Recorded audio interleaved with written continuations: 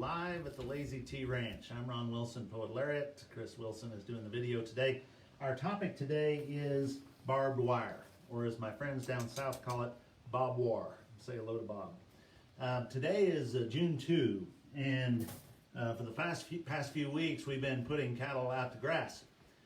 So they're in their summer pasture, but before we do that, we have to go around the fence and check the entire fence, make sure that the barbed wire fence is solid. Usually 4 or 5 strands of barbed wire. You have to check the wind blew down a tree, a deer knocked off a wire. And so we've been using barbed wire fence and fixing that up here recently.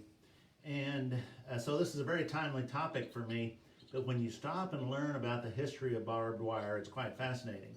200 or 300 years ago, there was zero fence out here. This was open range. Cattle, buffalo could roam unimpeded. So what did they do for fencing? Back in the eastern United States, they had split rail fence, which meant that some guy took an axe, went out, chopped down a tree, and split it into wood rails that could string together for an enclosure. That was an awful lot of hard work. In 1860, Abraham Lincoln was elected president, and his nickname during the campaign was the Rail Splitter, because as a young man he'd gone out and built that kind of fence, and I'm sure his campaign people were trying to make him relate to the common working voter. So Abe Lincoln knew about wood fence, and wood fence worked in the eastern United States. But imagine settlers coming out to what would become western Kansas. There were 2 problems with split rail fence in western Kansas.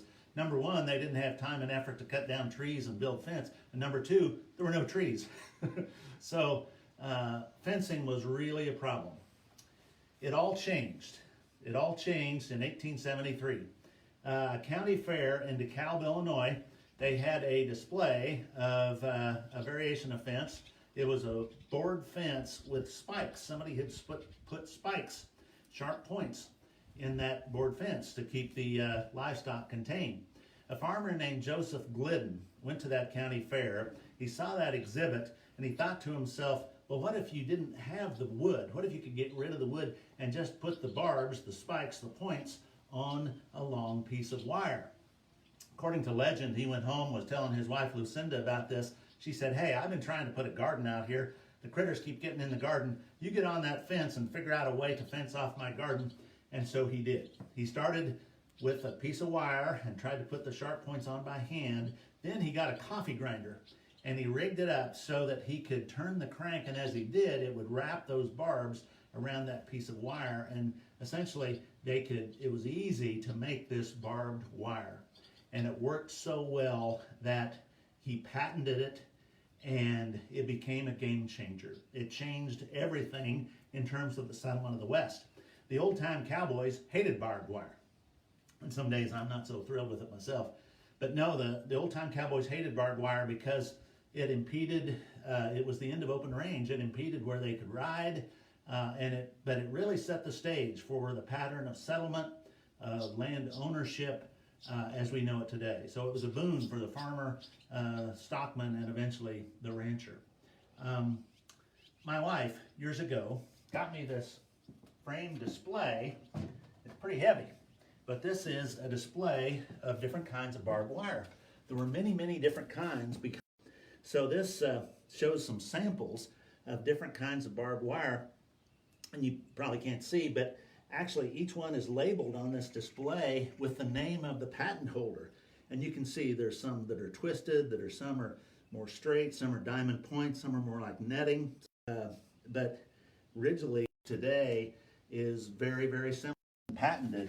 And 2 of the examples of pieces of barbed wire on this display are identified by the patent owner, J.F. Cool Display. This thing is heavy. If you're really interested in this, I highly recommend you go to the entire museum devoted to the history of barbed wire. It's in there, and so that would really be heavy. A couple of other points.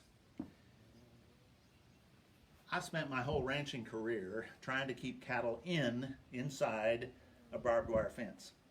But as I've studied about this, I've come to realize that the first fences that were built out here were not to keep cattle in, they were built to keep cattle out. A farmer would come out here to the west, he would cultivate a plot of ground, and then he'd build a fence around the field to protect it from the cattle who were on the outside in the open range, keep them from getting into his crops. Totally different mindset from what we have today, where we're fencing to keep our cattle in. Another interesting point from the history of barbed wire. One of the key manufacturers in the history of wire production was the Washburn and Mohn Wire Works back in Massachusetts. The founders of that company figured out a way to mass produce wire, all kinds of wire, including barbed wire. And so at one point it was the world's largest wire company, Washburn and Mohn. Now, if that name sounds familiar to you, here's the reason why. The founder of this business was Ichabod Washburn. And when he learned about a struggling church college out in Topeka, Kansas, he pledged $25,000 to that college, about the equivalent of $750,000 today. And in return, they renamed that college Washburn College. It's now Washburn University. The mascot are the Ichabods. That's where my wife got her law degree a few years ago. So it's remarkable connections between Kansas and the history of barbed wire. I'm going to finish up with a poem that expresses the attitude that the old-time cowboys had about barbed wire, because barbed wire would prove to be a boon for the ranchers, but in the time of the old-time cowboys, it was not. This poem is called The Death of Open Range. Let me tell you of a time when open range was in its prime. Cowboys rode their horses forth and drove those huge herds of cattle north. We could ride all over this great land, unfettered by the human hand. Then a farmer over Illinois way invented something that's used to this day. His name was Mr. Joseph Glidden. He was doing the homesteader's bidding. He took a pair of heavy pliers and wrapped barbs around a long piece of wire. The barb's sharp points kept stock in or out. It could be used for fencing all about. For the open range, it was a turn of events, because barbed wire made it easy to string a fence. Barbed wire succeeded more than Glidden had planned. Soon fences crisscrossed the open land.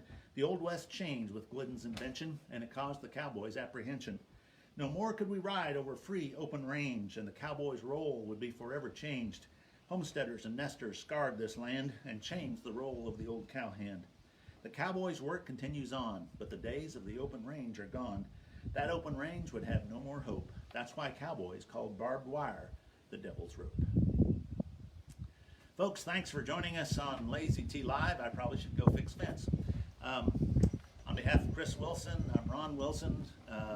Join us, like us, be with us next Tuesday at 1 o'clock, every Tuesday at 1 for Live at the Lazy T Ranch. Be safe, be well, happy trails, and God bless. Were you having trouble with the signal or the light or what?